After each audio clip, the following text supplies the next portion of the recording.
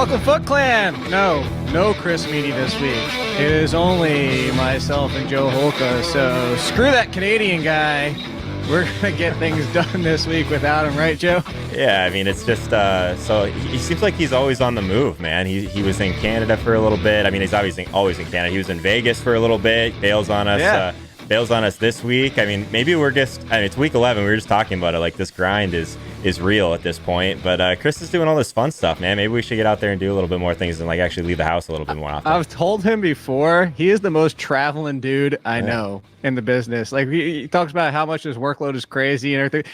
This is why, because he goes to Vegas and then he goes to Arizona for some golf thing, and then somebody else is getting married. I think he knows like 7,000 people, because every time I turn around, he's like, oh, this person's getting married, this person's getting married, this person's getting married. Like, popular stop traveling, dude. That's why you have no time. Popular guy, man. He's just got to be in all these weddings. He's probably in all of them. He seems like he's that guy that's just like always the best man too. He's probably just like traveling around the world, like just doing his lap. No, I was going to go different. I agree with you in all the weddings. I think he's that second guy. Like, he's never the best man. He's always like the first groomsman, because he's friends with so many people, but he only has like his one best friend, and that wedding already happened. Fair enough. I mean, but realistically, he's the one that's doing a little better than us. I think honestly, this point of the season, like, it's such a mental like game. Even in DFS, like we have to keep getting better. It's week 11. We have a lot of time left. To lose money if we don't reel some things in. But a lot of times to kind of turn it around too if you've had kind of a rough start. So it's kind of like a fresh slate. We got like 10 more weeks of this now. I mean, obviously going to go right up through playoffs and stuff. So a halfway point for me. Yeah, it's common, and if you're playing hockey, if you're doing anything, also if you want to read all the articles, I know Chris still has his. I have mine over the DFS pass. You put in the code podcast, you get 10% off for the footballers over there. And I mean, we might as well just jump right into it. You talk about cash, and I think there's going to be two big names. So let's get right into it, because straight cash, homie. That's what we want to talk about, is straight cash. So before we get to your guy, you already know who I'm going to talk about? Come on. No. Yeah, I mean, it's just I never bring him up first. Never any show ever brought up. But before we get to Christian McCaffrey, Brian Hill, free square. Is it that? Do we really need to overthink this? Probably not.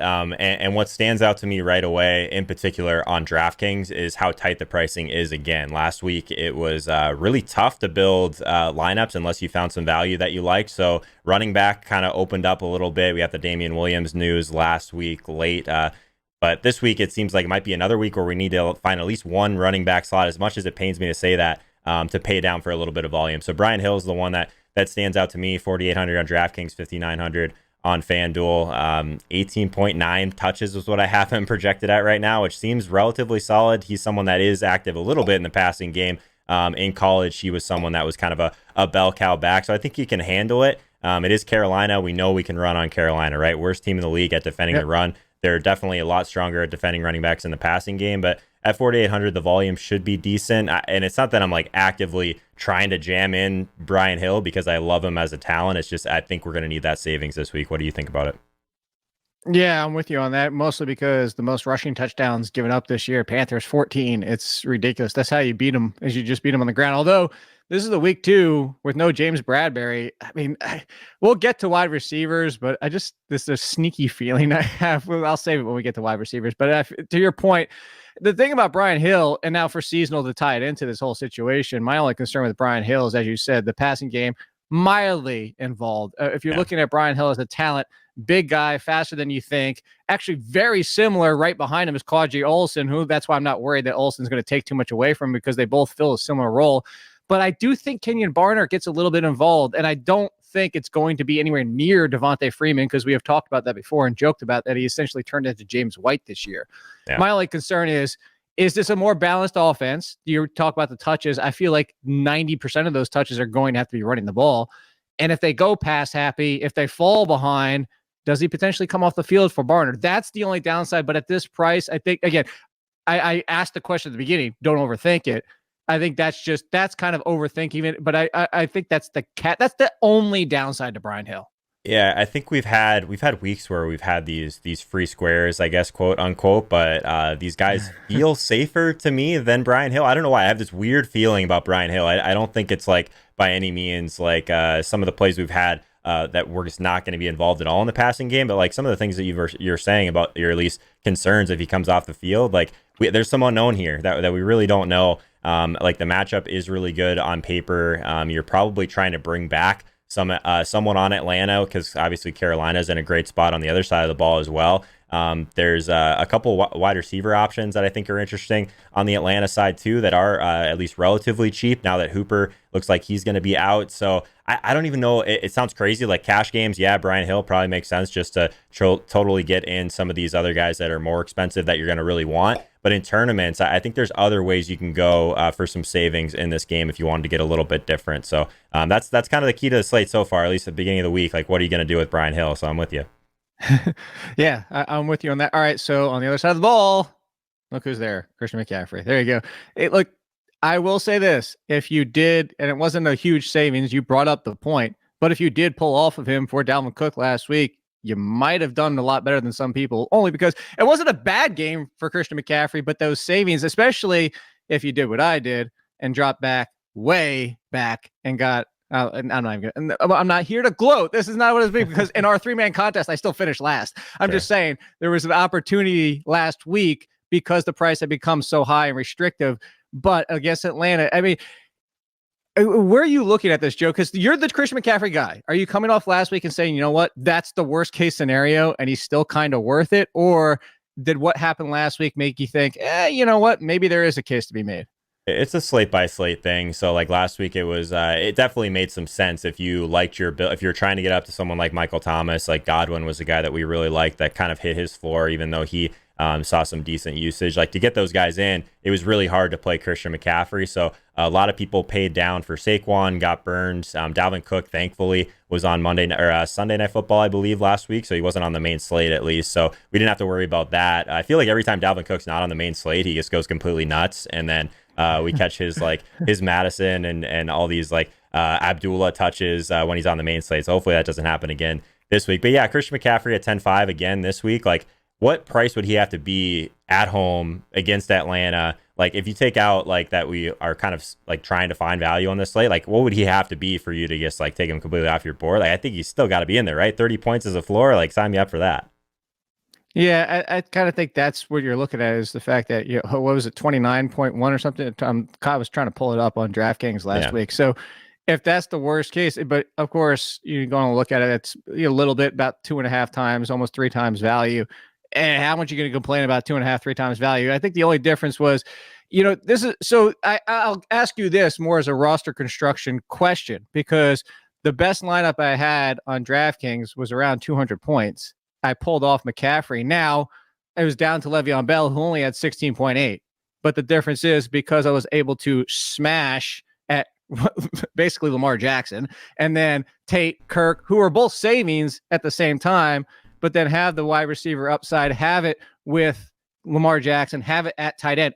Basically, it got spread out everywhere else, and that was why I was able to hit. Where if I put that lineup together, Christian McCaffrey, I'd probably miss him. I do miss him Lamar Jackson by other spots. So I guess that's the bigger question here: is it that big of a it doesn't need to be a roster overhaul if you're not going to pay for Christian McCaffrey? Because I feel like if you're only doing it for 1 or 2 players, to kind of answer your question with a question. I feel like that's where the people make the mistakes. If you're overhauling the entire roster, yes, but if you're only making 2 swaps, it almost doesn't seem to make sense. Yeah, that's the thing. Roster construction is going to be different every week, and you really need to try and walk through what are you giving up in order to get up to Christian McCaffrey at 10.5. Last week, there was, I guess, worse plays at running back, in my opinion, than we've had in quite some time. We had some question marks with Kamara and his usage. I mean, he still kind of caught his floor, caught 9 balls, I think, in that game. So these guys in the mid-range, like Chubb, Mack, Derrick Henry, these guys that go completely ham. So if you ended up on one of those guys instead of the Christian McCaffrey roster construction, obviously you did fine. I would, I guess, implore people to not get too caught up in this wide receiver upside that happens, because they're always going to have more of an upside than these running backs typically. And the floor is definitely much lower, in my opinion. So last week, we had all these guys that did extremely well. Tyreek Hill, Michael Thomas, at the top end. If you had one of those guys, you feel really good about it because your roster construction probably led you to someone in the mid-range. And if you landed on Christian Kirk, Yahtzee at that point, right? And we did have some options to pay down for at tight end as well. So in a slate where you can get in Christian McCaffrey and you still like some of the cheaper options, I still think that he's going to give you the best chance to hit that floor ceiling combo. Like, again, Christian McCaffrey could have scored again in this game. Let's not forget he was stopped at the 1 yard line. Like, maybe he was in, maybe he wasn't in. I think still people, if they're going to overthink this one against Atlanta, I think that I have no problem building around him again, unsurprisingly, I guess. All right, so then who else are you looking at here? Because you know what? I'm going to throw one at you. You love to hate on this guy, and I love to love on this guy. But there's opportunity here. Like, I didn't love him last week. Well, also, there was a different slate. But the fact is, no Matt Breida. Can I get you in on Tevin Coleman this time? Now, can I get you with Tevin Coleman? His price is pretty nice, man. 6,100. It is Arizona, all of that. I'm more in on Tevin Coleman now that we know Breida's out and whatnot. So I think that his price is at a spot where on this slate, like, so in that range, you're looking at guys like Marlon Mack at 6,400, paying up a little bit for Josh Jacobs, maybe Devin Singletary in that range. I think Coleman is probably the top play out of all those guys. Their implied total almost at 29 points against Arizona. There's going to be a ton of plays. Again, he's not going to have that ceiling when it comes to his usage through the passing game, but I mean, I think the usage here should be good for that price. So I'm in on that. They're a pretty large home favorite. I think that's one that we could lean on. Do you think that Tevin Coleman's going to be super popular in that range? Like, I think it's going to be hard to get to that mid range at running back, especially if we want to pay up for someone like Cook or McCaffrey, and then some of these wide receiver plays as well. So, like, I guess I haven't built a roster with Coleman yet. I guess I'll say that. I'll say this. I'm legitimately shocked he's not, because Tevin Coleman's had a pretty decent ownership this year in general. And now with no Matt Breida, and what are they doing? They're facing the car. I'm shocked. He's inside the top 10 by one spot. I don't get it. Like, there's a lot of names in front of him. And maybe to your point, I think part of it might be he's getting skewed by DraftKings versus FanDuel, because his FanDuel pricing is a lot weaker at 6,700. Right. I don't see how you don't plug him in for that. So maybe that's why when you combine both sites. But I mean, right immediately in front of him for 1,800 more is one of your favorite picks, is Leonard Fournette, because of volume. But I mean, you're going to tell me Leonard Fournette versus Tevin Coleman, they're both very similar in the fact that if you're going to give me 20 touches, we know the majority of them are going to be rushing, not even passing that much. Why would you? I don't get it. Why would you go Leonard Fournette against Indianapolis over Tevin Coleman against Arizona with an $1,800 savings? Surprisingly, I'm with you here. Like, Lenny is someone that I've had a lot of this year. Obviously, 7,900. I have a lot of pace concerns in this game. Like, I don't see them just like coming out and slinging the ball around with Nick Foles in his first game back. Like, both these teams play at an extremely slow pace. Like, the team total is really low. They're on the road. Indy's been the second best team in the entire league at defending running backs in the passing game. So yeah, like, this doesn't seem like the ceiling game for Fournette, which probably means this is the game where he gets 3 touchdowns finally. So I don't know. I think the volume should be there. I have no issues with Leonard Fournette at 7,900, but like you said, like, that's a tougher price tag to get to on this slate when we do have some guys like for significantly cheaper for not much less of a, I guess, an expectation on the ground. Like Tevin Coleman, 4 targets in each of the last 2 games as well. Not as much work on the ground, but now that Breida's out, like, I'm more in on Coleman than I've ever been. Are you happy? Yeah, I am. I'm a little bit happy. I'm smiling inside and outside, as people can see. All right, here's a question for you. Here's one. I want to bring him up specifically on FanDuel. He is $100 cheaper than Tevin Coleman. And where is he? He's 5,500 on DraftKings. I'll give you a hint. The team got obliterated last week. Makes sense. And he still got 30 carries. I've never seen anything like that. Have you seen anything like that before? They were getting destroyed, and they just kept feeding him the ball. It made no sense. But so is he on our radar now? I mean, oh man, I kind of feel like you almost have to. If you're going to tell me 30, forget carries. If you're going to tell me 25 touches at that price, that would, like, if you said forget the team name, let's just say, hey, you have a top 15 talent running back. He's getting 25 touches. End of story. You're putting them in your lineup when you're talking about a price of 5,500 and 6,600. Man, I just mentally, like, it's so hard to like just plug in a running back that's a double-digit road underdog. Like, I get that, yeah, maybe he's going to be getting the touches. Like, the matchup's fine. Like, I mean, Oakland's been horrific at defending running backs in the passing game a decent amount. It's just like, I don't know if I can really, I guess, put some good hard-earned American dollars behind a Cincinnati running back right now. Like, you would have gotten there on volume last week, but I'm seeing a lot of red right now, just like looking at my spreadsheet. Like, I don't know. It's probably not for me, especially now that we have Brian Hill for significantly cheaper. That's probably going to be the route that I go. Oh, you could get both of them. Yeah, I can't remember the last time I paid down for multiple running backs, I guess. Last week it probably would have worked unless you ended up on Montgomery. But yeah, like it better work this week. It might. I mean, again, like, it's hard to build lineups. And this is like what happens kind of like towards the middle and end of the season too. Like, pricing gets so much more efficient.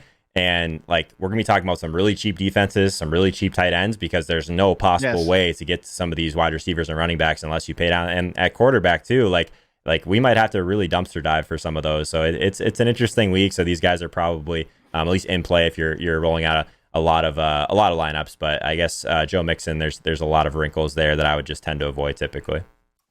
Yeah, so I do have him on one site and not the other. So there's a little sneak preview for it. But on the other side of the ball, my boy Josh Jacobs. I mean, he's kind of. I mean, that's not even. It's weird. He's not a pay down. He's not a pay up. But he's just amazing. Like, how Josh Jacobs, I don't get. I'm confused here. I'm also confused the fact that Josh Jacobs isn't even the number 1 or number 2 projected ownership, because the number 1 and number 2 is Brian Hill and your boy Christian McCaffrey. I'm surprised Christian McCaffrey's still number 2.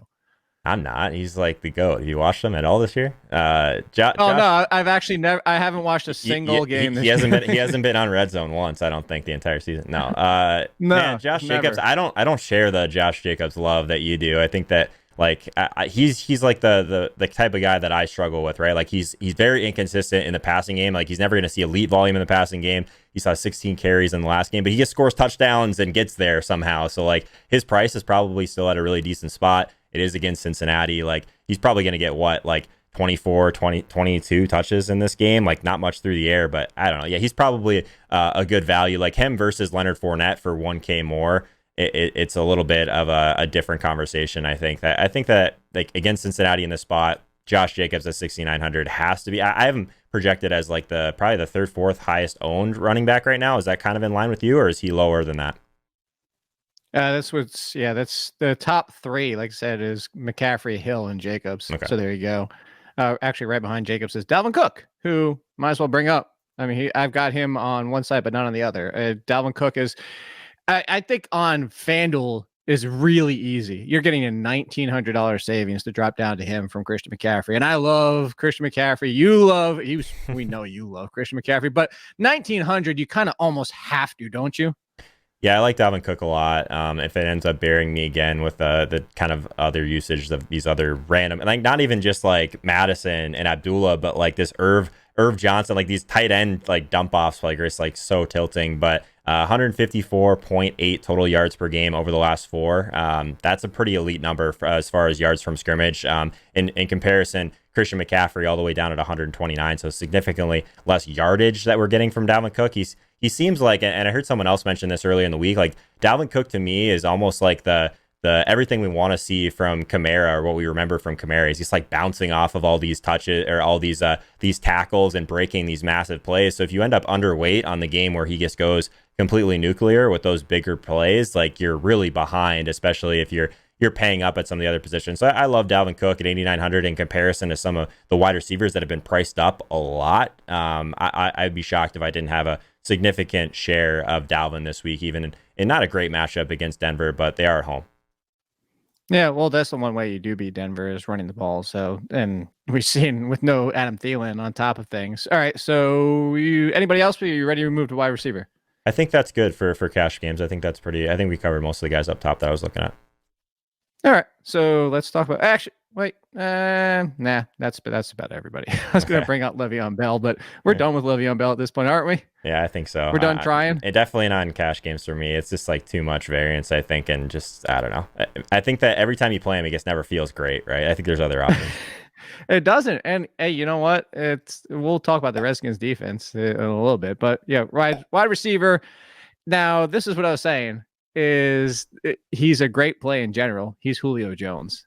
There's one game every single year. This feels to me. Hey, this is nothing more than just a gut feeling. And like this, sometimes your gut's right. And we watch football enough, we analyze football enough that sometimes there's maybe some subconscious reason behind me that I can't put my finger on. But with no James Bradberry, this just kind of feels like one of those 150-yard, 2-touchdown, 200 yards, 2-touch. This feels like the Julio Jones bananas game.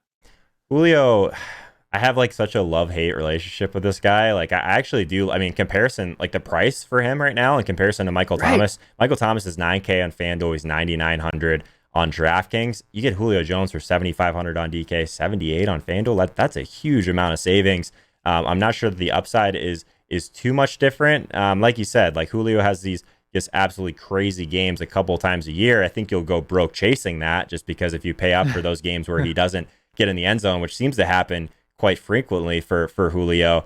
I think that I think he'll go. I don't know if he'll go under owned just because this game's going to be super popular. I prefer, I think, almost every other Atlanta piece just because they're cheaper, but that could just mean that Julio just buries me and I have whether I have Ridley, Gage, like one of those guys. Maybe Julio ends up being a little bit of leverage off of Hill as well. So I don't hate the call. I don't think he's a cash play by any means, but if we're just I do. Really, you're playing Julio in cash this week? 100%. Because here's the thing: no Hooper and no Devontae Freeman. I really I think the Devontae Freeman thing is something that's going to be part of the factor here, and maybe Julio gets the treatment that he does. But by who? There's no Bradberry. And I'm not saying Bradberry could shut him down by himself, but Bradberry is an underrated corner that people don't realize. Who, if double teamed with the safety, somebody over the top, whatever the Panthers decided to do, they legitimately right now have nobody on this roster to stop him. I would love to get Michael Thomas because for that same reason, you look at the Buccaneers in that situation, they just got rid of Hargraves. Somebody else, MJ Stewart just got hurt. They have somebody who got hurt in practice yesterday, like starting backups at corner. So of course, Thomas, but to your point, if you're going to tell me similar situations, similar players, similar talents, and yes, I would take every single time, I would take Thomas 10 times out of 10. But for this price difference, in this situation, I don't see how he doesn't get double-digit targets unless they somehow end up 14-0 in the first quarter, which, I mean, you could say that about a lot of wide receivers. I mean, it's hard to really poke holes in Julio this week. I mean, he's third on the slate in yards per route run, something that I'm weighing pretty heavily. His weighted opportunity rating, he's top 5 in that. I don't know. The price seems so in comparison, John Brown, 6,400 on DraftKings. Julio's only 1,100. Go from John Brown to Julio. I don't know, man. I'm in on that. I'm warming to the idea. I guess I didn't realize how big the price difference was between him and Michael Thomas. It's crazy. That's going to be a big amount of money that can help you in this slate. Not even that. Let's talk about, and it's not a huge gap, but Hopkins, both Bucks receivers, a Cooper. He's behind a lot of guys. Yeah, for being Julio Jones. He just hasn't had the touchdowns this year, right? And that's there's a couple things every year. Well, there's a couple things that really drive the pricing, right? It's points that are scored and touchdowns are pretty heavy, but also ownership. And people don't click on Julio in comparison to some of these other guys as much because he hasn't had that explosion game yet. But yeah, I mean, it's coming. At some point it's going to happen this year, and it hasn't happened yet. So I hope he's in your I hope he's in your FanDuel lineup because you're I guess. You're making me rethink my team right now. So yeah, I'm in on Julio. Is that what you want me to say? He is in both lineups. You got me in on Julio and Coleman already. Coleman? This week is going to be an absolute disaster. Hey, if it was DraftKings last week, no, it'd be absolute amazing for you. So you should be happy. If it was FanDuel 2 weeks ago, you'd also be happy on FanDuel. So it just depends. Maybe I can get them both together this week. All right. So I gave my top one, my most favorite one. Who's your most favoritist? My most favoritist ever wide receiver on the slate. And it's so tough because you want to say Michael Thomas. He's 9K. He's against Tampa Bay, massive pass funnel, everything that you would look at or care about at wide receivers. I won't even list them off because everything I care about, he's at least top 3 in all of these. And I think that there's going to be some narrative because they didn't even throw a touchdown pass last week. I think that people are getting smarter. They're just New Orleans failed last week. Time to jump back on New Orleans. So I actually like that they priced them where they did because I think it's a much tougher decision. If Michael Thomas was the gap? Yeah, that's what I mean. But Hopkins on DraftKings? Yeah, so that's the thing. I think if he was anywhere near these other guys, Michael Thomas would be 25% owned again. This now it makes it you have to make the decision. So Michael Thomas is the guy that in theory that you really want to try and get to. But it's going to be tough. I don't know if I have a guy at the top end outside of those two. But if we move down a little bit, I think this is the DJ Moore game. 5,900 just seems way too cheap on the other side of that Atlanta side. I think he's one of my favorite plays in this game. I like the idea of the Carolina stack and then bringing it back with one piece of Atlanta. That's kind of what I'm on so far. But DJ Moore just seems like he's kind of primed to have that huge game at some point. Like 5,900 top 10 weight opportunity against this team that can't defend short passes. Like I'm really in on DJ Moore on DraftKings in particular at 5,900. This game environment, like I think that's going to be by far the highest pace and just like most popular game probably on the slate, Atlanta and Carolina. So I think DJ Moore, if I had to like kind of plant my flag one spot for week 11, he'd be the guy. He's number 2 projected ownership. You want to guess who number 1 is? At wide receiver, it's got to be Michael Thomas, right? Are people? I guess it is. Yeah, it's got to be. People are just going to jam this guy in. They're paying up for it. God, 99. Do you know what his price was last week? By the way, off the top of your head, on DraftKings, I think it was like 8,200, something like that, right? You're off by 100. It was 8,300. It jumped 1,600 in 1 week. This is just. Crazy. I have never seen a wide receiver price. I don't remember the last time I've seen a wide receiver price gap that big between. He's 1 almost and 2. 10K. He's a wide receiver. Are you kidding me? And when number 2 is DeAndre Hopkins, it's not even like number 2 is like, hey, it's a 16 buy and a bad slate. And number 2 is, like, I don't even know, Julian Edelman or something like that, which, by the way, I'm bringing up because what about Julian Edelman? Let's talk Julian Edelman. Let's talk about Julian Edelman versus, I don't know, one of the most exploitable, weakest, awfulest secondaries in the league. And if there's anybody in this game, if there's anybody on this team, Edelman's getting his every single, like, he's the one guy. He's going to get his every week. Yeah, his role is just so safe, right? At 7,600, like he's priced right there by Julio, so it feels bad to pay up for Edelman at times. Like he's a guy that I guess haven't really played a ton of over the last little while, just because he seems like he's always priced around this range, and then there's just higher ceiling options in that range if you do get up there. His yards per out run is significantly lower than some of these other guys we've talked about. But like you said, like against Philly, like this might be the spot where Julian Edelman ends up being the play, especially on DraftKings. So I got no issues with that. I guess like there's so many guys we're talking about, we're not gonna be able to play all these guys. There's no chance you're gonna be able to fit like these guys into lineups unless it sounds like you're paying down a running back. So we're gonna be on the opposite. One of us is gonna be rich. One of us is gonna be really poor after this week. Why does it have to buy? Can't we just both celebrate? No, it's never gonna be anywhere in between. There's no way. One of us is gonna get buried. No chance. It's the Will Fuller of the world. It's either you smash or you come up goose egg. All right. So where else are you looking at wide receiver? Because I got a few more, but I'm kind of interested. I kind of have led a little bit more than you have. I think that there's if we're talking purely cash games, like those are the guys. I think if you're kind of on the train of we need to pay up, like we already talked about all those guys. Do you have any interest in Debo for San Francisco? I think that especially if we do end up getting Emmanuel Sanders out, I know we're still kind of waiting on that final news, but Debo is someone that I think has a lot of talent. Like he had his coming out partying a little bit. He's 4K, so like I'm trying to like find some guys at a cheaper range. I think Debo Samuel, I mentioned Gage before. He's under 4K on DraftKings as well. Like those are the guys that I think could be potential punts in cash games. But do you have anyone like on the cheaper side of things that you've been kind of leaning towards at wide receiver? I'm kind of struggling this week on the cheaper guys. Oh, well, you're leaving one out, of course. Oh my God, revenge game. Jamison Crowder. Oh, no, but I mean, legitimately, Jamison Crowder is Julian Edelman. I mean, He is. He just plays for the Jets with Sam Darnold, which that could go up belly any given week. So I think if you're going down that far, I'll give you 2. Since actually, you know what? I'll give you 3. How about that? All right. I'll give you Jamison Crowder. I like that. It has nothing to do with the revenge game. I would just like Jamison Crowder in this opportunity against this defense in general, period. And he's the only one that's been consistently targeted by Sam Darnold. The second one, we talk about consistent targets. I can't call it consistent because it's only one game, but Brandon Allen is at least going to throw Courtland Sutton the ball a lot. Yeah. And for all intents and purposes, we've talked about Noah Fant before. We'll probably talk about when we get to tight end. He's essentially their number 2. So it's not even Deshaun Hamilton or Tim Patrick or whoever, because that's Brandon Allen is what he's doing so far. Apparently he hates Deshaun Hamilton, just like the coach, because he had one game with a bad drop, whatever. Can you tell him better on that one? And then the third, this one I really like the way that Dak Prescott's playing and the attention that Amari Cooper might get this week. Also, any given week, it just kind of feels like Amari Cooper, are you 100%? Are you ever 100%? But he's going to get the Slay treatment. And the number twos against Detroit this year, I just love the number twos. And if you're going to give me Michael Gallup at 6,700 and on FanDuel and DraftKings, he's down by 6,500. I know he gets a little bit of ding on DraftKings because of the volume, but I also feel like if you're talking about this price range, you're talking about the $6,000 guys. I really like number twos against Detroit.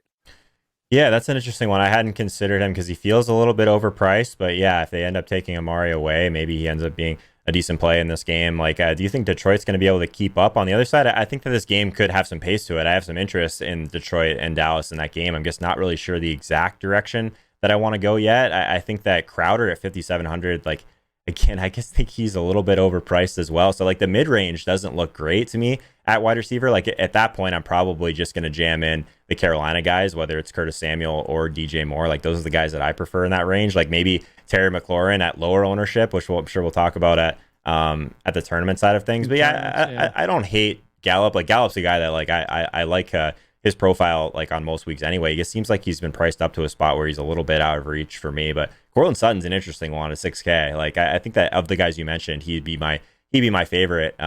Third highest weighted opportunity on the slate. Like he is like basically performing like an absolute alpha this season, but just doesn't have much quarterback play behind him. Like that team total is so low. That's like the thing that you'll probably get will lead you to significantly lower ownership for sure. But yeah, I don't know. I think that there's one guy on Denver outside of my boy Noah Fant. Courtland Sutton's fine. All right, so then let me pull back and go to two different things. Back to your Deebo Samuel question. So there's two, and I want to bring up somebody we didn't talk about. And I know he's not cash, but well, I guess I'll save it for tournament. I'm going to ask you about Kenyon Drake tournament sneak preview. Spoiler alert. Oh God. To go back to Deebo, I'll ask you this because this is kind of Chris isn't here to do the argument, so you might have to do the argument because he's the one that always says if it's chalk, it's not always a bad thing.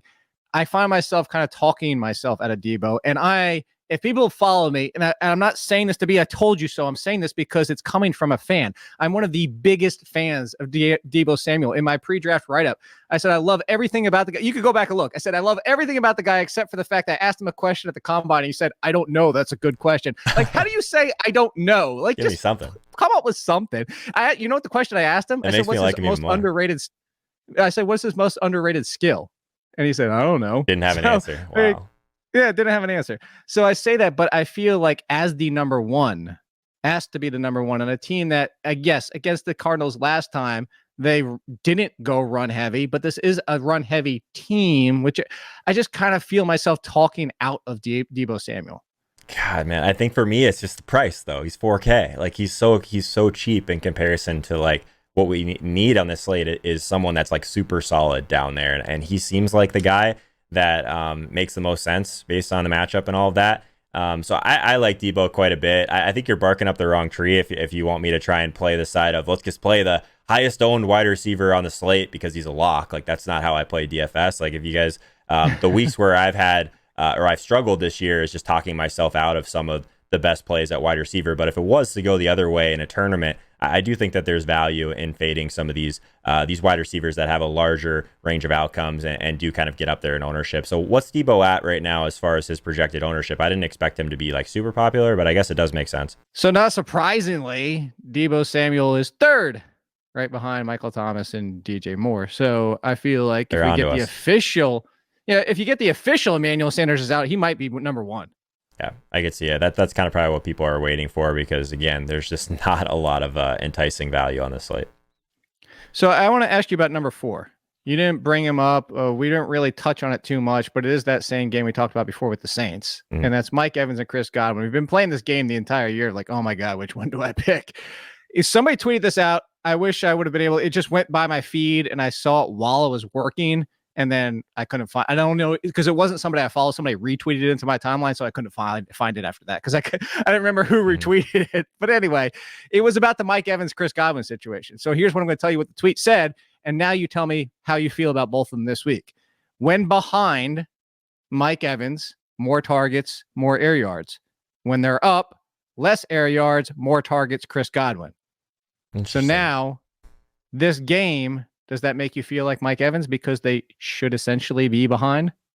I don't know. I guess just like I'm not kidding. I don't have a strong feel for these guys. Like I don't think anyone does. If anyone's telling you that they know exactly when it's the Mike Evans game and exactly when it's the Godwin game, I'm sure they're broke because like it's really hard to do to really pick between the two. So that it has me like at least nervous to play either of them right now because again we have these other guys like Julio at the same range. Like I think I would prefer the safety with going to something like that because it hasn't been just like one guy gets there and the other guy has like a pretty decent game. Like even I guess last week, like Godwin still got his like 13, 14 points on DraftKings, but like it's been like one guy goes off, the other guy does nothing. And that scares me for these price tags. I don't know. I think that like what you said makes sense, but Mike Evans is always the guy that I have the hardest time clicking just because he's the higher ADOT guy. Like New Orleans is a team that they've been pretty decent against the pass this year. Like they do pressure. So anytime a team's going to pressure a lot, it has me a little bit more nervous about the guy that's going to be running down the field a little bit further. So I think if gun to my head, it's still Godwin for me, but that's just going to come off as like the safest answer ever. But that's how I feel.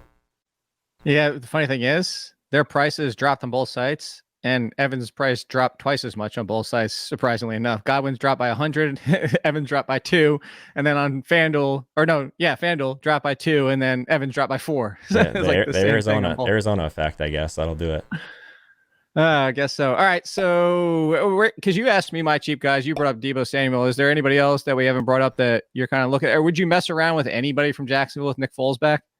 Yeah, like I said, I'm a little bit nervous about the pace in that game, and just like I don't see them coming out with Foles and just like slinging the ball around. Get like both these teams like want to slow it down ideally and kind of establish the run a little bit. So yeah, I'm not. I think all those guys like there is a potential ceiling for all of them. I guess think good luck trying to choose. 6,200 is a lot for a guy in a high or a lower volume offense, but I mean, one thing about Foles, he's not scared to throw downfield. So I think all these guys are probably okay in tournaments, but if we're just talking cash games, I don't think they're in play. On the value side, for me, I think it's Gage and Debo as of now. What about John Brown? I mean, briefly touched on Smokey before. Yeah, no, I mean, the matchup's great, right? Against Miami, 6,400 is an aggressive price tag. Hold on. I don't want to interrupt you on this. No, I want to hear your take on him. No. You said something. I'm going to ask you a question. Is it the Miami Dolphins defense the last 2 weeks has played surprisingly well? Now, it's not the Steelers, it's not the Patriots, it's not a shutdown, but is it as good as we think it is, or is this just like a 2-week run potentially by the Dolphins?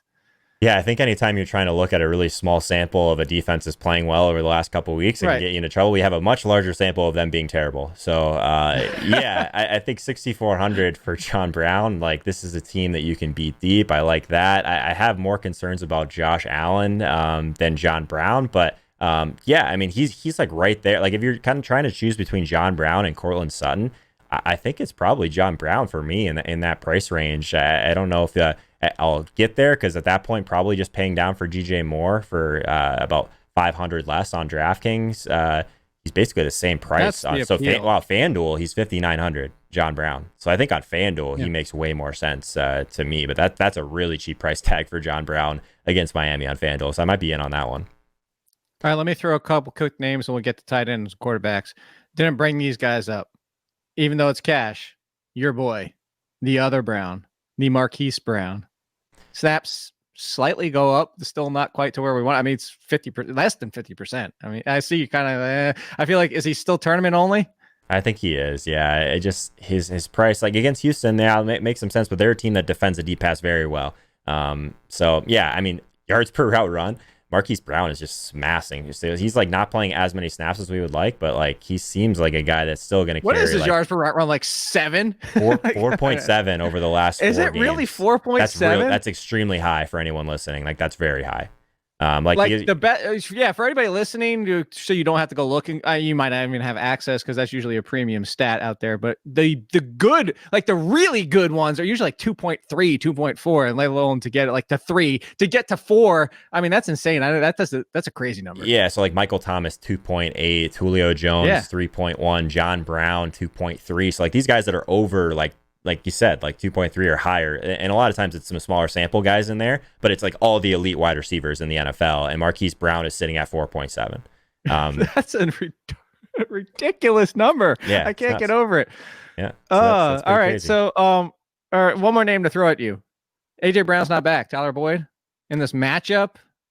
Yeah, AJ Green, you mean? I think that. That's what I say. AJ Brown. Yeah, AJ Brown on the he's brain. on a bye. He's not back this week either. Yeah, no, I think Boyd is fine. Like he still feels like just such a floor play to me in this offense. Like if you watch that game and you just see them just establish the run, like it's really hard to pull a trigger on these guys. I think Auden Tate is still at least somewhat interesting. He's 4,200, so like talking about from a value perspective, I think Auden Tate makes some sense. Yeah, in a tournament. I don't think any of these guys are cash plays.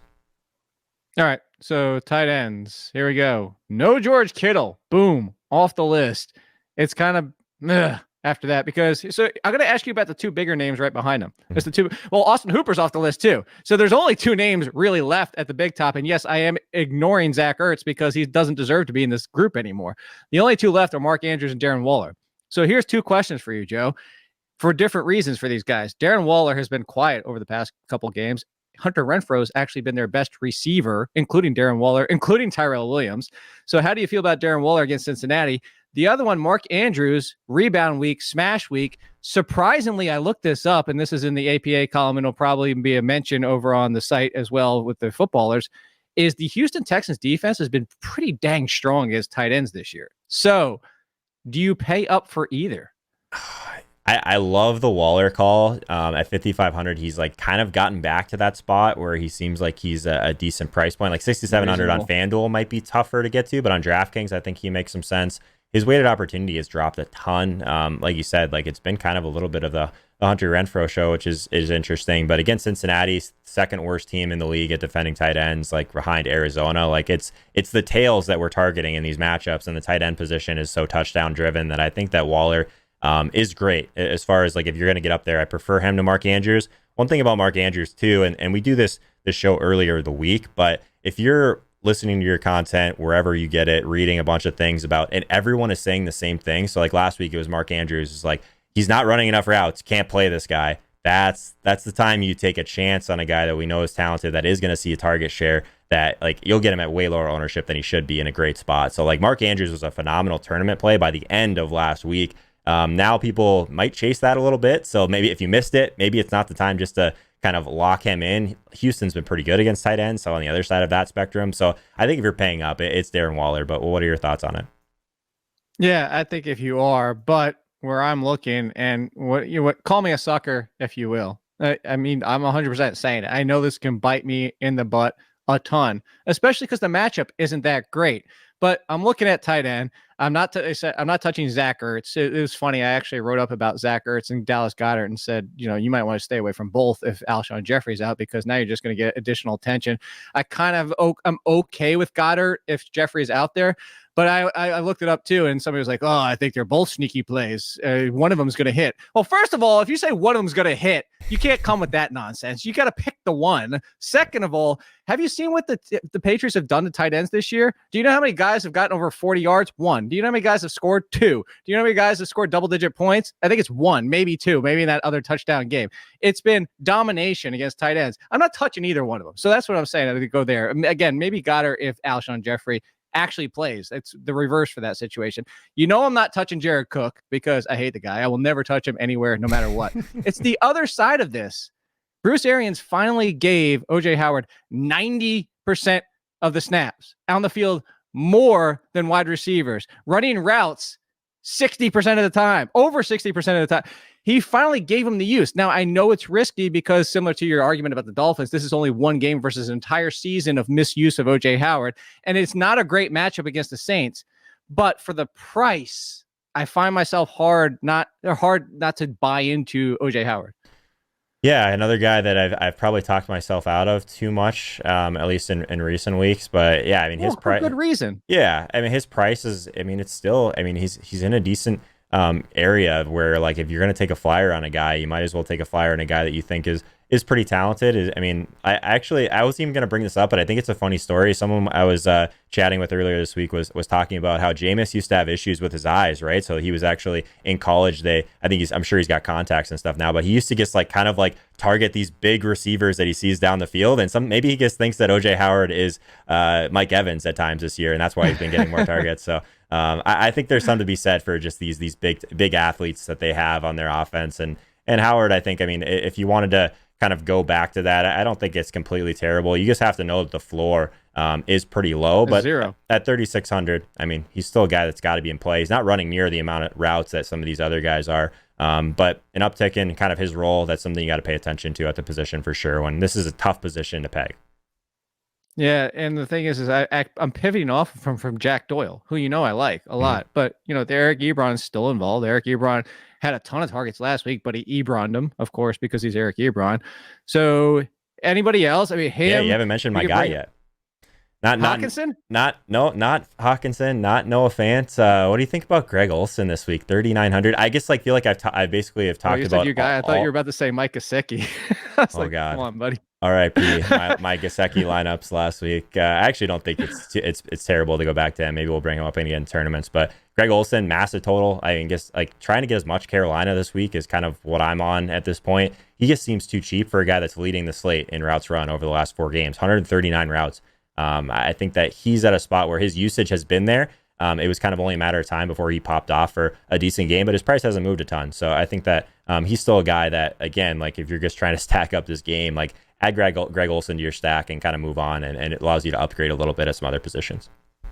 Well, let me ask you a question. I'm getting last week Greg Olsen and first 3 weeks Greg Olsen. I'm getting the Greg Olsen that was in between, who was still getting the opportunities but not catching anything. Which Greg Olsen am I getting? You're getting one or the other, so there's not going to be much. It's not going to be much in between. So yeah, that's I like the call, point. Especially he's 200 cheaper on FanDuel, but I think isn't he's that same 3,000 range, isn't he, on DraftKings? 3,900. Yeah, he's 3,900. Yeah. So there's the question, though. He's cheaper on FanDuel, but he's more expensive than OJ Howard on DraftKings. Do you still take him over OJ Howard? I think so. I just prefer the game environment in that spot. At Tampa Bay, just there's so many mouths to feed there, and I don't know. To me, I think the safety is just is really important to me at a position where it's just so hard to grab just the targets in general. So I'm just going to skew towards the bigger total with the guy that has a bigger role, I think. All right, quarterbacks. You gonna try and smash in Lamar Jackson somewhere? It worked for the people that did it last week. It's just where are you finding the salary to play Lamar Jackson at 7,700? I couldn't this week. I did last week, but even going cheap at running back, I still couldn't find it this week. Yeah, I don't know. It just he's a great play. There's nothing if you're playing season long, you're so happy you have Lamar Jackson. And again, we talked about him when he was a lot cheaper, at the entire beginning of the season, and when he was in the mid 6Ks. 7,700 for him. I get it. You're getting kind of a running back at the same time too, half the equity of a running back play. So I have no issues with it. It's just and I think this Houston-Baltimore game, what do you think about the ownership in Houston and Baltimore? Because I think we've talked a lot about this Carolina game. I'm interested. I think if this Baltimore and Houston game isn't going to be as popular, though. I don't know. It's kind of hard. It's a good game to watch. At quarterback, Lamar Jackson's 4th. Deshaun Watson is 7th, which makes me kind of say, Deshaun Watson, maybe. That's, again, we're talking quarterback. When we jump over to the wide receiver, go back to that. We mentioned DeAndre Hopkins, but DeAndre Hopkins where is DeAndre Hopkins? Holy crap on a stick. Pretty far down. What the heck? Yes. Whoa. DeAndre Hopkins ownership. I will tell you, he is outside the top 20 right now. Wow, in that's ownership. surprising. Even with, especially with Michael Thomas being number 1 right now. The guys he's alongside of, Marvin Jones, Hunter Renfrow, Cortland Sutton, and Kenny Golladay. There is your potential tournament smash spot, Hopkins, Watson, if you can do it. Yeah, that's one that I wouldn't have thought would have been that low owned. But if people no one wants to, still, this Baltimore defense, people avoid it no matter what. So I think if that's a spot where we're going to get significantly lower ownership in tournaments, makes some sense. I don't think any of those guys are cash and Darren options. Fellows too. Yeah, what have you been doing with the tight end situation there? It's something that I've been kind of avoiding. Yeah, nothing. Yeah, you can't you can't pull the trigger on it, but it's still interesting, I guess. No, but if you want the trio up that stack, he's 3,800 and 5,100.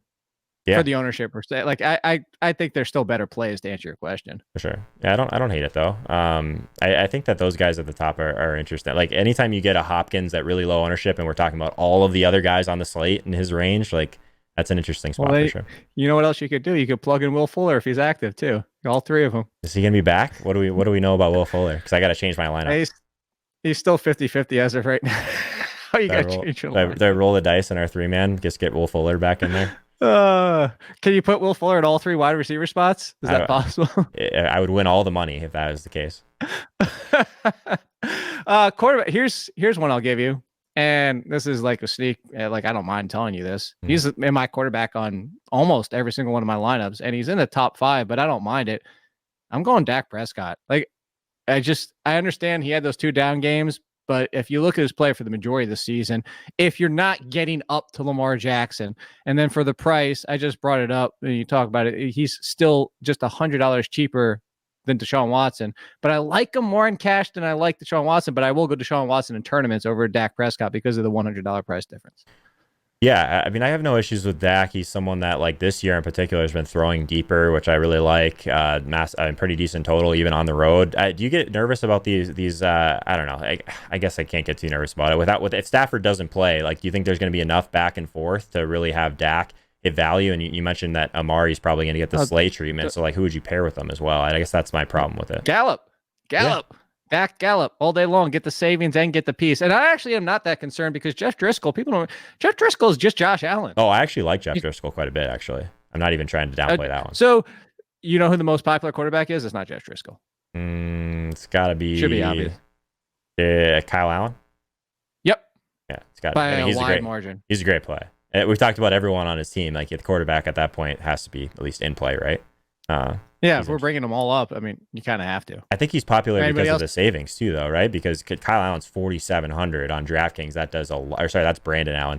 5,300. 5,300. Still a really nice price tag for him.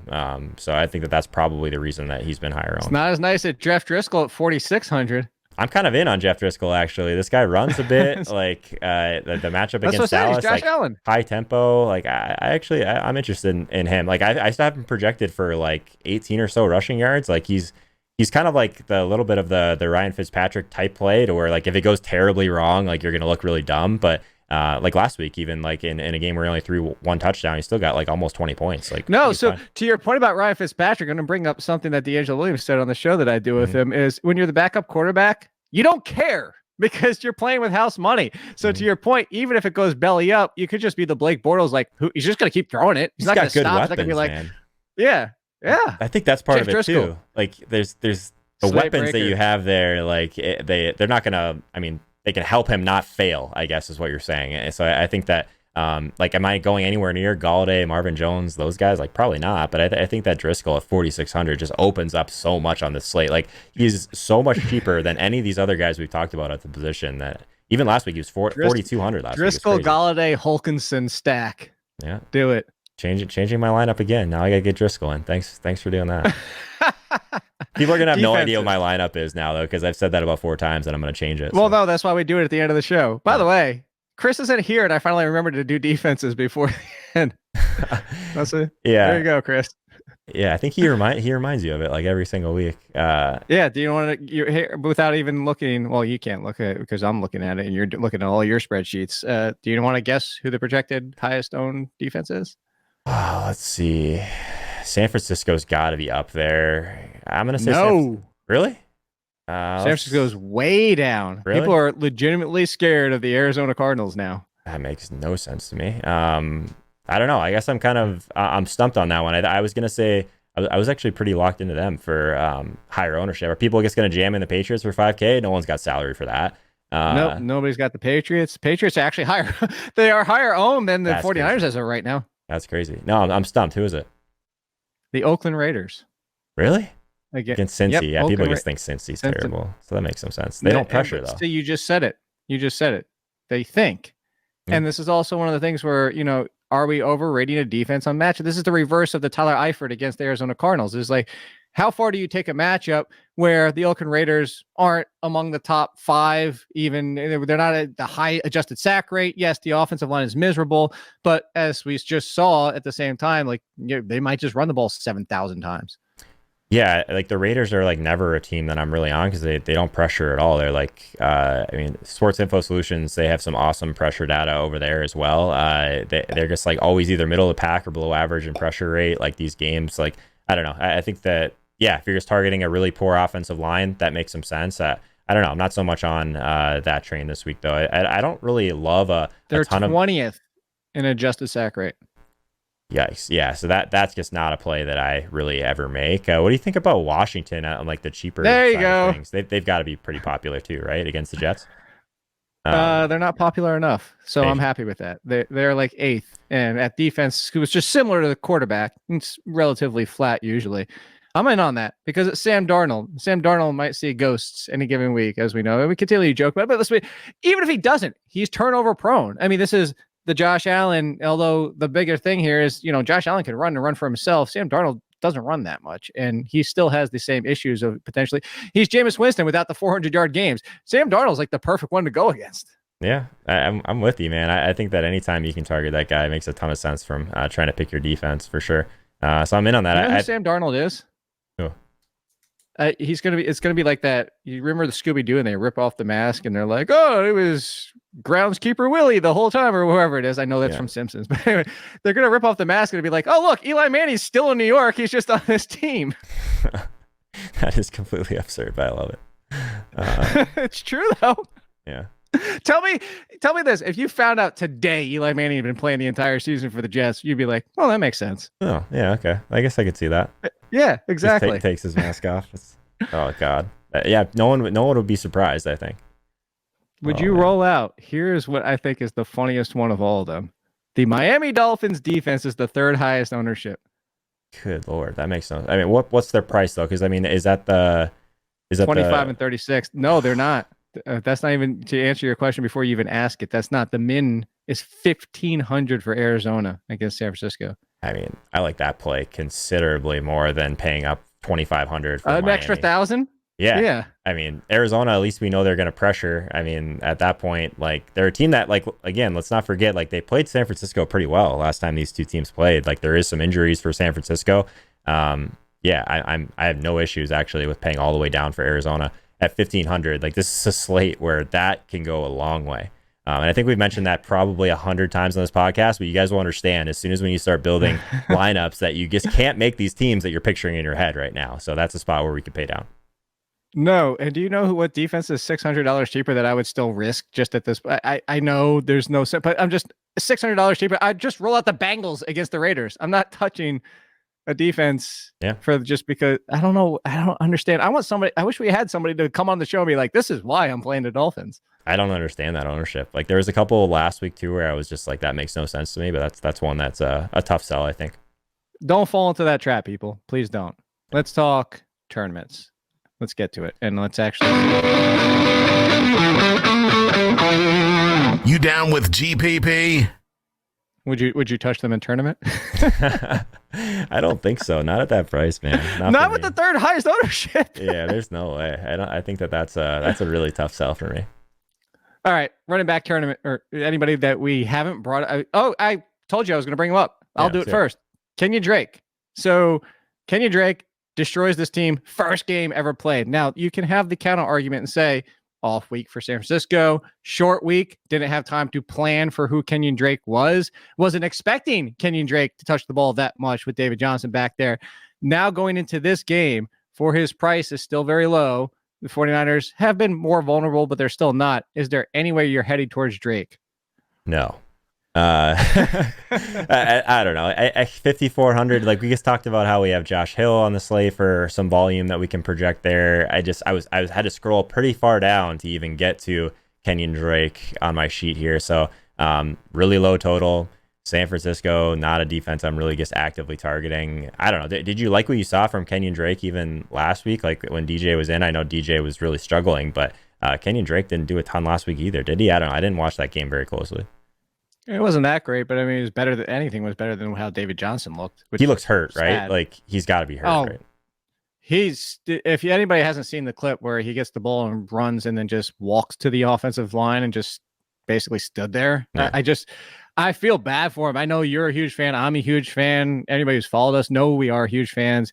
I just shut him down for next year, please, because he's not going anywhere. The dead cap hit is like $12 million. He's on this team next year. Right. Just shut the dude down. All right, so let me throw out a couple names. I'm going to throw out 3, and you tell me if you do like any of them for a tournament. We didn't bring up Devin Singletary. and bounce back potential performance. The snap count was still there, 2/3 of the snaps, 66.7. Now, obviously, it's what we talked about last week, and I compared it to Matt Forte in his prime. Is you worry about the vultures. So, are you looking at Ezekiel Elliott against Detroit, who, if you want to pay up and get the pivot that nobody's taking right now, is Ezekiel Elliott, and what has been a subpar year for him, or let's bring up another one you might want to pay for with an $800 price drop on DraftKings, a $500 price drop on FanDuel. Alvin Kamara. Yeah, so I gave you one cheap and two studs. Yeah, so Singletary, he's 6K. It seems like, yeah, he at some point he's gonna pop off. I think he's a really talented guy. He's someone that like has been seeing like enough work through the air that like this matchup against Miami, like even if you think that he's not going to get anywhere near some of these other guys in terms of his touches, like it wouldn't be surprising to see him have a really efficient game and kind of have a few big plays. So I think that's interesting. Kamara at 7,400. If this is the game where Kamara goes nuts, I'm probably not going to be there for it. I have a really hard time attacking Tampa Bay in that way. Like I don't care about matchups as much as most people, but I do care about like the very drastic end of the spectrum. So targeting Tampa Bay, and again, they're good against the run, but they're also very strong at defending running backs in the passing game as well. So not so much on Kamara at that price tag. I think that getting up a little bit to any of these other guys at the top end to make more sense. But from a tournament spot, like you'll get him at the lowest ownership of any of those guys for sure. What was the last guy you mentioned? It was Kamara, Singletary, and Ezekiel Elliott. Oh, Zeke. Yeah, Zeke is a guy like I'm just kind of moving directly past in my head right now. Maybe that's kind of a mistake. Like he's someone that like the usage hasn't been like what we had kind of become accustomed to with that. But like I think that the passing game is going to be, like you said, Dak and Gallup. I don't know if that ends up being chalky. I'd be surprised. But the Zeke side of this is a game that I think is going to have a lot of plays. If you can get this Dallas and Detroit game right, I think that you'll be in a really good spot. So yeah, I think he's fine. But at that point, I think I prefer Dalvin Cook in that range, like by a pretty considerable margin. What's the ownership difference on Cook versus Elliott right now? You had to do that right after I moved to wide receiver, didn't you? You did that perfectly timed. Dalvin Cook is 4th. Zeke is 7th. Okay, interesting. I don't hate that. I still think that Dalvin Cook's the play though. Cook 12%, Zeke 8%. Yeah, I mean both. Cook's actually 12%. I thought he would have been higher than that. That's interesting. It's still time. People are start, as you said, they listen and read a lot of stuff, and things will move up. All right. Anybody before I ask you some wide receiver names? No, that was pretty much it for me. What do you have on your mind, at least a wide receiver? We talked about a lot of guys, I feel like, at the top end. I think we talked about all of them at the top end. So who are some other guys you're kind of looking at for tournaments? Well, so all these guys I'm going to bring up because they're right now outside the top 35. So that's, thinking tournament wise there. Mm-hmm. So we already talked Kenny Golladay outside the top 35. If you kind of want to go to that game, I don't understand why he's that low. The Dallas defense started off amazing. It's still pretty strong, but it's not. I think a lot of that might be skewed from last week and how bad Stefon Diggs did in that entire game as a whole. But we talked about him. So let me go up 2 spots against Buffalo. Devontae Parker. Completely, people are just off him this week. Yeah, people are off him. So he's 4,700. Davis White treatment. Yeah, that's the concern. That's kind of what I was. That would obviously make me want to go back to my boy Gesicki. But I mean, just looking at the numbers, like still Parker, like I get that some of the sample is when he did have Preston Williams there, but he's still sitting relatively strong in some of these opportunity metrics. So I think that he's probably a guy like on the cheaper end. If you landed on him at lower ownership, not the worst thing in the world, but again, at wide receiver, team total is massively important. Like you're not going to get that from Miami, so that's just like lowering the floor and probably lowering the ceiling as well. So at that same range, I was kind of expecting you to bring this guy up, but Mohamed Sanu at 5,100. Do you have any thoughts about him against Philly? Like I know you mentioned Edelman before, but I kind of like Sanu for cheaper. For tournament wise, only because he's up inside the top 10. It's kind of is he? Oh, I didn't realize he was that popular. Okay.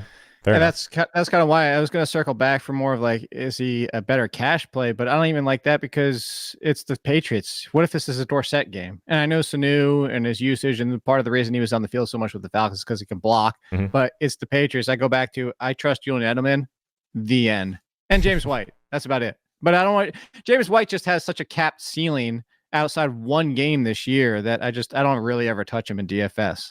Yeah, I think that's totally fair. Like they're tournament only because we still have no idea week to week like who's going to be the guy. Edelman's like the constant. Like we know what his role is going to be.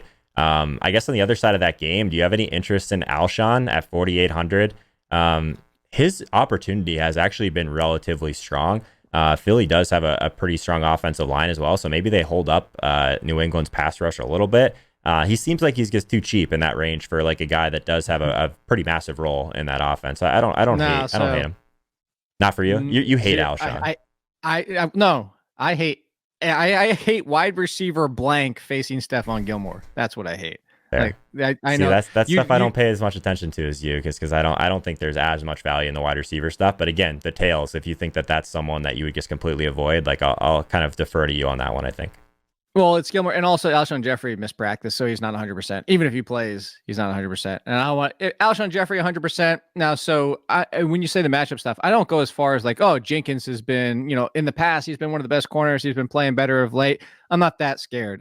Marshawn Lattimore, he's kind of in that range where it might make me flip a coin. He's good enough.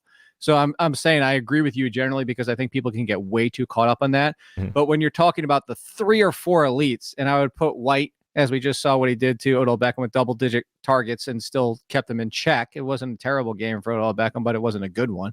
And you talk about Gilmore, Gilmore is just dominating. And you throw out anybody and good names against him, and he's just shutting people down. And part of it's the defense he plays for, too. So that's why. But how about I'll throw 2 back at you.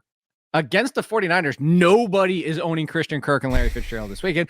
I think Larry Fitzgerald is completely off, period, right? Like, we just had his best game, and it wasn't even startable in DFS. Yeah, I think if there's one guy on that side of the ball, it's Christian Kirk. I'm not going to Drake, not going to Fitz. Christian Kirk's my dude. 5,700 again. Like, if you're just looking at some of the stuff that really matters, if you look past the matchup, he's still a really interesting play. And like, after you just had this massive game, he's going to be like what, sub 5% owned? Like, can you even, like, I don't know what he's at right now, but I would be shocked if he's very high. So I think that's an interesting one. Let me ask you this though, like, talking about a bad matchup, let's 1%. Pivot to another. Yeah, so pivot to a guy that maybe the matchup's fine, but the quarterback situation. So Terry McLaurin at 5,600.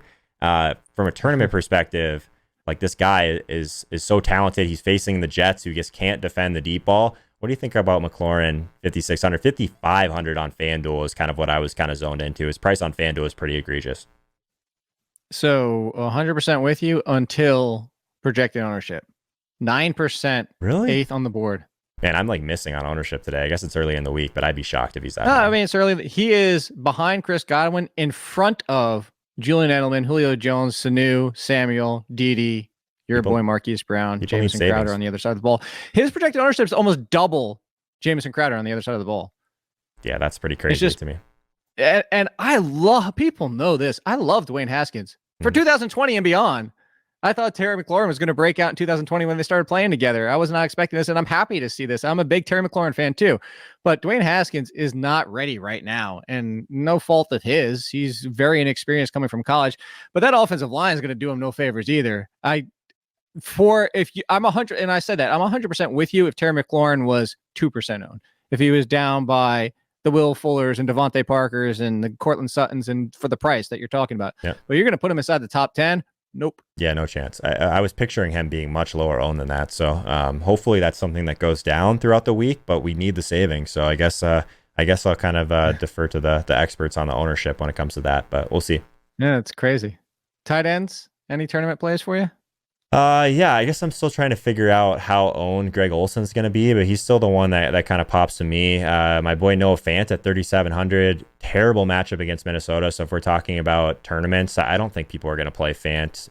Ridiculously low team total, like we mentioned with some of the other Denver guys, but still running a ton of routes, like has some ceiling. So I always want to mention him when it comes to tournament plays. I guess, like, do you think no one's going to play Jack Doyle because of what happened with Ebron? I don't hate the Ebron play either. Like 5,200 on FanDuel, 36 on DraftKings. Like, I guess I don't love that game in general, so I'm going to try and be underweight on that game overall. But for me, I think it's still some of the main guys we talked about, like Darren Waller in a pretty smash spot. And then I still think that Greg Olson at 3,900 is really interesting too. But what are your thoughts? So Eric Ebron's 5th. Jack Doyle's way down at 15th. So there you go. There's your easy pivot right there. I'm with you. I really have nothing more to. I got one more guy if you really want to go off the board. Tight end? Yeah. What do you think of 30? Ross Dwelly? No. So I maybe I'm a little bit biased. I watched this entire game last week. Irv Smith, he's 3,100. Big Irv. Yeah, but like he had 6 targets in back-to-back weeks. Like the ceiling's probably not great, but he also has 2 red zone targets in back-to-back weeks. So he has a role. So I think he's interesting. Like played a decent amount of snaps last week too. Like the only reason I brought him up is because he's kind of right in that range with like Ebron, Goddard, Howard in terms of routes run. So I actually don't think that Irv Smith is terrible at 3,100. Like he's significantly cheaper than some of these other guys. So I'll throw him out there. I'm a big fan of Big Irv. Anybody that knows, and selfish promotion here, which I do all the time, but over the Athletic, I talked about it in the waiver columns because when Adam Thielen went down, I said he could essentially do what we were talking about with Noah Fant and George Kittle and all these tight ends, is become the number 2 receiver, because that's really what he is. He's not that great of a blocker. He's in that Evan Ingram type of mold and all that type of stuff. So I'm with you. I don't mind the Big Irv call. Any quarterbacks before we talk stacks? Yeah, who haven't we touched? I think that again we Tom talked Brady. No, not for me. Never Tom Brady. Not even against Philly. Not even with like a 0 almost ownership. He's too expensive, man. He's that's 6,200. I guess in tournaments, if you hit on the right stack with Tom Brady, it could work out. I probably won't be there for it. I think that they're right behind him. What about Matt Ryan? I don't know. Like I think that those are 2 guys that I never play. So you would probably have a better take when it comes to Brady and Ryan. Like these guys don't run. Like I think the ceiling is there if they hit their 300 and 3 touchdowns, but if they don't, you're completely buried. And in a smaller field tournament that I'm playing, I don't take those type of chances. I guess if I'm going to take a chance, it's going to be for an extremely cheap guy that will run a little bit. So Jeff Driscoll, is this smaller Kyle size Allen. Tournaments, or is this DFS for the rest of us, Joe? Come on, DFS for the rest of us. If you want to cheer for Tom Brady, knock yourself out. If you're playing in the $100,000, not 100,000 entries with all the rest of the people, not Tom Brady. I'll throw a Matt Ryan, Julio Jones stack together. That's fair. That. Very fair. Yeah, I mean that's and Calvin Ridley. Nobody wants Calvin Ridley either. I got so many questions. He's just in seasonal. Like, how do you have Calvin Ridley as the number 2 as a number 2 wide receiver? Like, who else is Matt Ryan throwing the ball to if they're throwing in this game? I don't even like Calvin Ridley, but I think he's a really good buy low this week if people want to go that route. I mean, he's significant. If you have a team where you can't get to Julio and maybe you don't have Hill, like he's an interesting pivot, I think.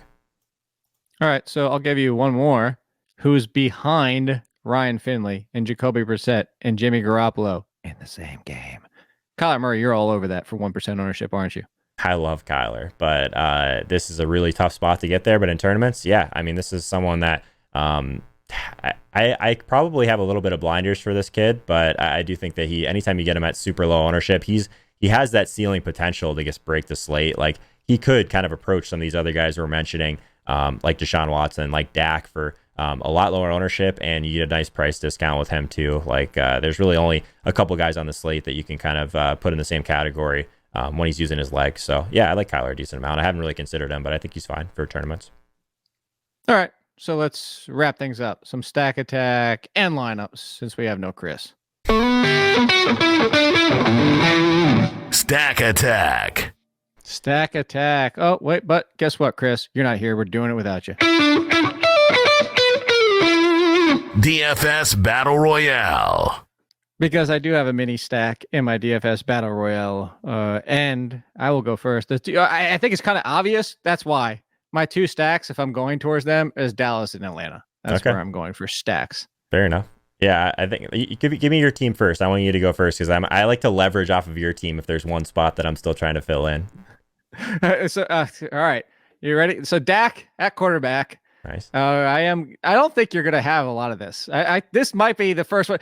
You tell me when I'm done. I'm curious if you own one single player from this team. So actually, you might. We'll see. Dak Prescott, Brian Hill, Joe Mixon. I'm waiting for that face.